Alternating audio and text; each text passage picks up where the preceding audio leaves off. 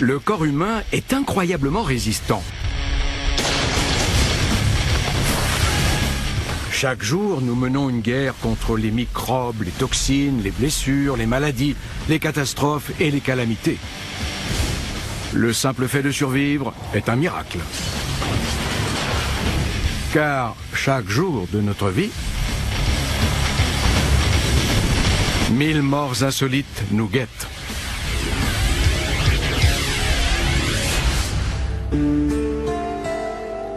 Dans quelques instants, Billy Desmaillots va mourir de froid. Beaucoup pensent que c'est une belle mort et qu'on a juste l'impression de s'endormir. Mais si le pauvre Billy pouvait parler, il ne serait pas aussi enthousiaste. Tout le monde l'appelle South Philly Billy. Il a eu ce job aux abattoirs grâce à un cousin qui a des relations. C'est tout bénef pour lui et, contrairement à ses collègues, Billy ne craint pas le froid. La chambre froide de l'abattoir est maintenue à la température de moins 23 degrés. Parfois, pour rigoler, les employés enferment un collègue pour 1 ou 2 minutes, mais ce jour-là, pour Billy, ce n'est pas une blague.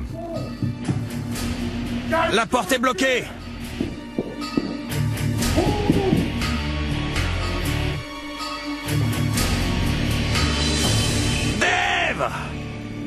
La température corporelle de Billy est à un niveau normal, à 36 degrés, mais quand la porte claque, le compte à rebours fatal se met en marche.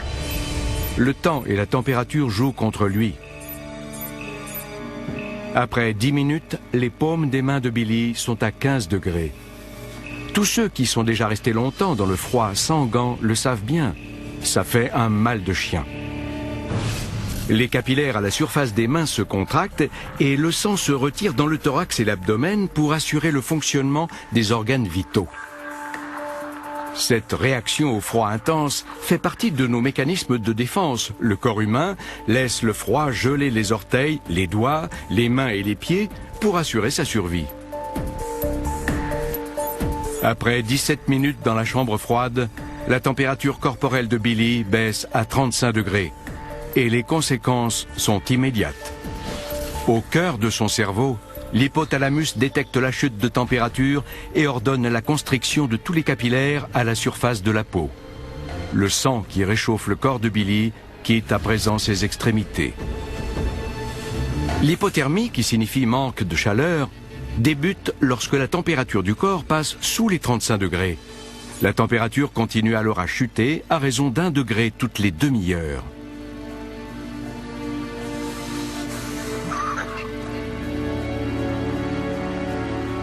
La température corporelle de Billy est passée en dessous de 32 degrés et sa vue commence à baisser. Il ne peut plus distinguer les chiffres sur sa montre. La victime franchit une nouvelle étape. Elle est désormais dans un état d'hypothermie profonde. Son sang s'épaissit et circule plus lentement, ce qui freine son absorption d'oxygène. Ses tissus nerveux deviennent trop froids pour transmettre les signaux électriques, ce qui provoque une arythmie cardiaque. Juste avant que le cœur de Billy ne s'arrête pour de bon, il est frappé par un éclair de lucidité. Ce n'était peut-être pas une si bonne idée finalement de voler de la viande régulièrement. Et c'était une très mauvaise idée que de faire un enfant à la petite fille de son patron âgée de 17 ans.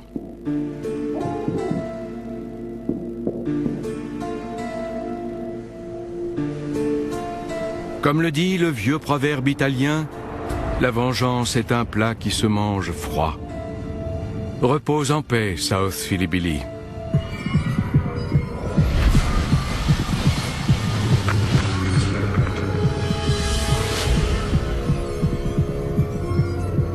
Les personnes mortes de froid sont souvent prises pour des victimes d'agressions sexuelles. En effet, juste avant la mort, les vaisseaux sanguins contractés se dilatent, ce qui produit une sensation de chaleur extrême et pousse la victime à se déshabiller. Ce phénomène s'appelle le déshabillage paradoxal.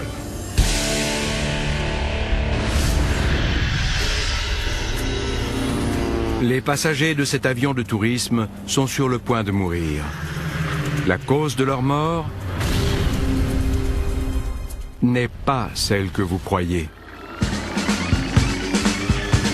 Si on remonte au début de cette histoire, ces trois amis sont très loin de se douter que leur journée ainsi que leur vie allait finir ainsi. Richard Paxton et ses deux amis ont exploré les récifs de Cabo San Lucas pendant 3 jours.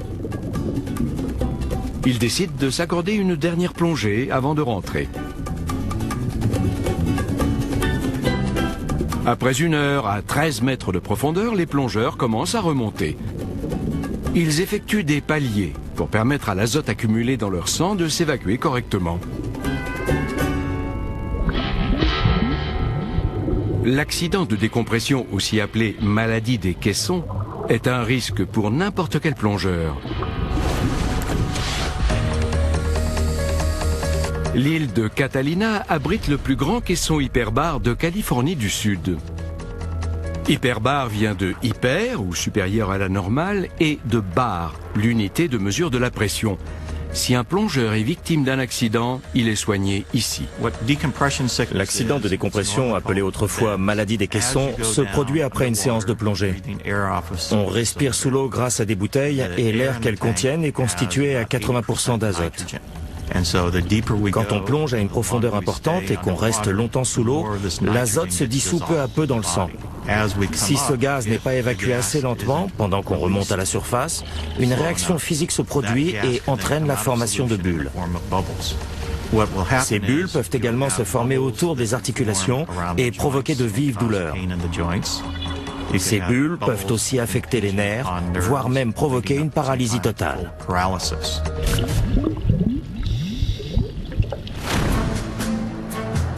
Richard a hâte de remonter à bord de son nouveau jouet, un cadeau qu'il s'est offert après avoir obtenu son brevet de pilote.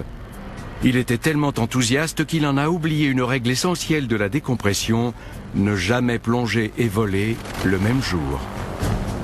Dès que l'avion non pressurisé décolle pour atteindre sa hauteur de croisière, 3600 mètres, Richard et ses amis commencent à ressentir les premiers symptômes de l'accident de décompression.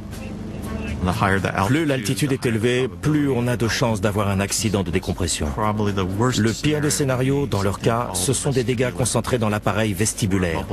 Des bulles se forment dans l'oreille interne, l'organe qui régule l'équilibre, et cela provoque de graves nausées et des vertiges très violents. C'est une très mauvaise idée de voler après avoir fait de la plongée. Richard est aux commandes de l'avion, mais il perd progressivement le contrôle de son corps et de son esprit. Le pire des scénarios est en marche. Complètement paralysés par leur malaise, les trois hommes sont aux premières loges d'un spectacle terrifiant, leur avion fonçant tout droit sur une montagne.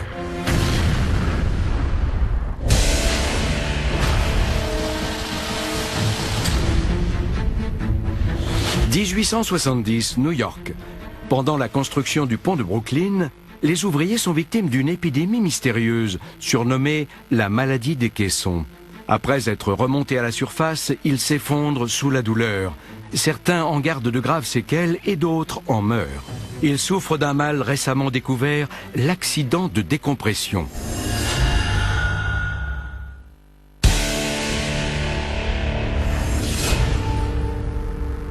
Les habitants d'Haïti en connaissent un rayon sur la mort. Son histoire est riche en rituels occultes et en pratiques vaudou. La mort est intimement liée à la culture haïtienne. C'en est même devenu un commerce. Les cadavres humains sont l'un des plus importants secteurs d'exportation du pays. Mais c'est avant tout par ces rituels vaudous qu'Haïti apprivoise la mort. Cette terre m'appartient. Je te l'ai racheté il y a des années. Ces deux frères se déchirent pour une question de propriété. Après des accusations, des insultes et une bousculade, James, celui qui se trouve au sol, décide de se venger. Il va voir un sorcier vaudou et prépare une très mauvaise surprise à son frère, devenu son ennemi.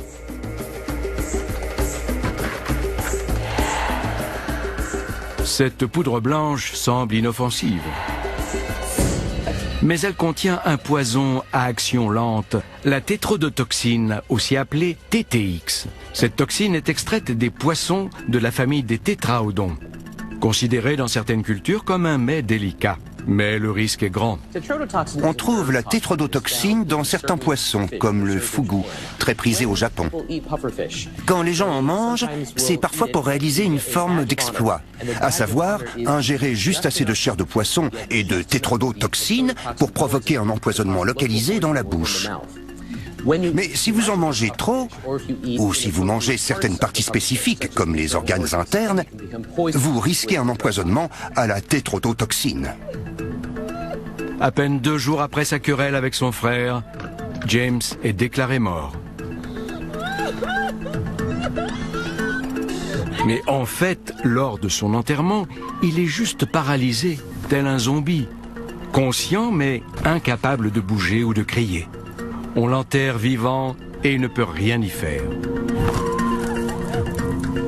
En cas d'empoisonnement sévère, on observe une hypotension, un rythme cardiaque anormal et une paralysie qui commence par les jambes et qui remonte dans tout le corps. Après les funérailles, le cercueil de James est exhumé par des pilleurs de tombes. Lorsqu'il l'ouvre, ceux-ci tombent nez à nez avec l'horrible destin de James, qui a passé les dernières minutes de sa vie à gratter frénétiquement le couvercle jusqu'à s'en déchiqueter les doigts.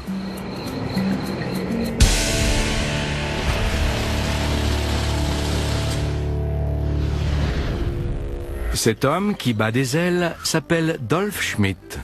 Ce bibliothécaire allemand voue une véritable passion aux poissons. On est des poissons.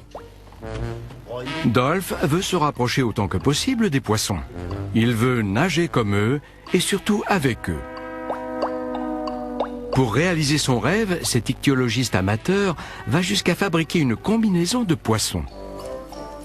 Il récupère un vieux matelas à eau, le découpe et l'assemble pour former une tenue d'homme-poisson.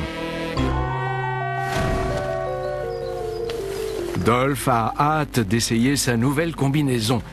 Il se rend au lac voisin et là il enfile sa tenue de poisson et se dirige vers l'eau. Mais il se déplace lentement et il commence très vite à surchauffer. Notre corps produit de la chaleur et nous devons la dissiper dans notre environnement. Toutes les cellules sont métaboliquement actives et quand de l'énergie est produite, de la chaleur se dissipe. Le corps humain possède des millions de glandes sudoripares situées juste sous la peau. Quand la température du corps augmente, la sueur se forme dans ces glandes et est sécrétée à la surface. Quand la sueur s'évapore, la chaleur est dissipée et le corps se refroidit. Dans cet exemple, le matériau utilisé par cet homme est totalement imperméable et aucun échange avec l'extérieur n'a lieu. Ça crée une sorte de microclimat sur sa peau. L'effet est alors doux. Il n'évacue plus la chaleur par la transpiration, ni par le rayonnement thermique. Il n'avait donc aucun moyen de réguler sa température. Si la température extérieure avait été basse, cela aurait pu le sauver. Malheureusement pour Dolph, il fait très chaud, 36 degrés. Il se dirige vers la rive du lac, mais très vite, il ressent les premiers effets de l'hyperthermie. Au début, ça commence par l'apparition de crampes musculaires. Ensuite, les symptômes s'aggravent avec une baisse de la tension artérielle, des signes de délire et de perte d'équilibre. Ensuite, c'est l'hyperthermie grave. Arrivé à ce stade, si on n'est pas rapidement rafraîchi, la mort est inévitable. Pour atteindre un tel état, il faut normalement environ 3 heures. Mais il fait si chaud et Dolph a dépensé tellement d'énergie qu'il ne lui a fallu que 15 minutes. Le bord de l'eau est presque à portée de main, mais la température corporelle de Dolph dépasse les 42 degrés. Juste avant de mourir, Dolph réalise son vieux rêve. Il sait maintenant ce que c'est que d'être un poisson hors de l'eau.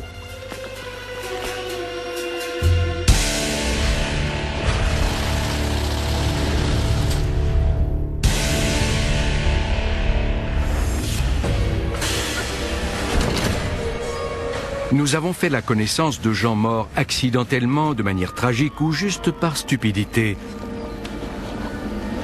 Mais quand les hommes s'entretuent, la mort est encore plus inventive. Faisons donc un saut dans le passé. Les hommes n'ont jamais été très tendres les uns avec les autres et le 2e siècle de notre ère ne fait pas exception. Imaginons que vous êtes cet homme barbu, vêtu d'une peau de bête et que vous avez froissé les chefs de la tribu. Que se passe-t-il ensuite? Vous êtes enveloppé dans la peau d'un animal fraîchement tué, puis on vous emmène dans la forêt pour vous attacher à un arbre. La suite des événements dépend des espèces de carnivores qui peuplent la zone. En général, les vautours sont les premiers à détecter l'odeur et se jettent sur le supplicié comme sur un repas de fête. Leur bec tranchant comme un rasoir vous déchiquette, morceau par morceau, et vous êtes dévoré vivant. C'était le bon vieux temps. Comment tu t'appelles? Tu sais très bien comment je m'appelle. C'est vrai? Petit malin. Elle s'appelle Shanna Richardson. Et voici Rick West, son mari et instructeur de parachutisme. Shanna est sur le point de faire sa première chute libre en solo. Alors, Shanna, tu vas faire quoi? Mon premier solo. Shanna s'est longuement préparée à ce saut et sait exactement ce qu'elle a à faire. Au-dessus de l'aérodrome de Joplin, dans le Missouri, le temps est idéal pour sauter. Une fois arrivés à une altitude de 3600 mètres, Shanna et Rick ouvrent la porte et quittent l'avion. Rick a filmé la descente grâce à sa caméra. Bien joué, Shanna. Ouais, bravo, ma belle. Je l'ai vu ouvrir sa voile et je me suis dit, beau travail, Shanna. Et la seconde d'après, je l'ai vu tournoyer devant moi. Je me disais qu'il fallait qu'elle se calme. Je pensais qu'elle s'amusait. Quelques secondes plus tard, je me suis rendu compte qu'elle ne s'amusait pas et qu'il y avait un problème. Shanna! Shanna! Mon cœur s'est serré et je pouvais à peine respirer. Je savais qu'il fallait que je fasse quelque chose. Mais quoi? Me rapprocher? Elle était si proche de moi que je me disais, si seulement je pouvais l'attraper. Mais je savais qu'en pratique, si j'essayais, nos voiles s'en mêleraient et on mourrait tous les deux. Alors je me suis mis au-dessus d'elle, en criant, tire sur les freins, tire sur les freins, tire sur les freins, tire sur les freins, tire sur les freins, tire sur les freins. Shanna! Tire les freins! Les freins! Tire sur les freins! Et je l'entends me répondre.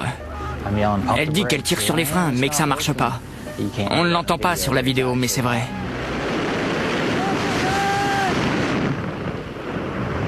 Shanna!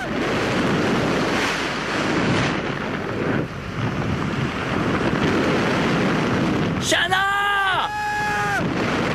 Les freins! Et je ressens...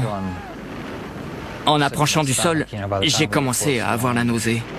Shanna!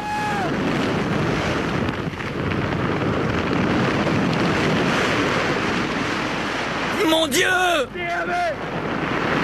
C'était ma copine, quelqu'un que j'aime, qui venait de s'écraser au sol.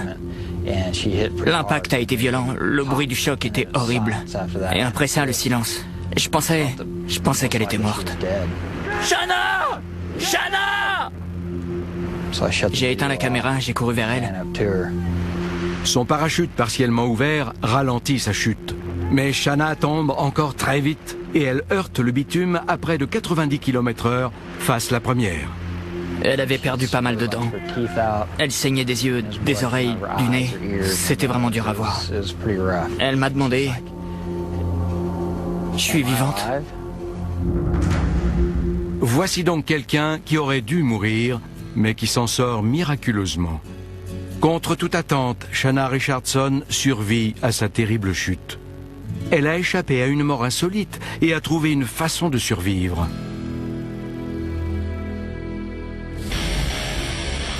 La mort.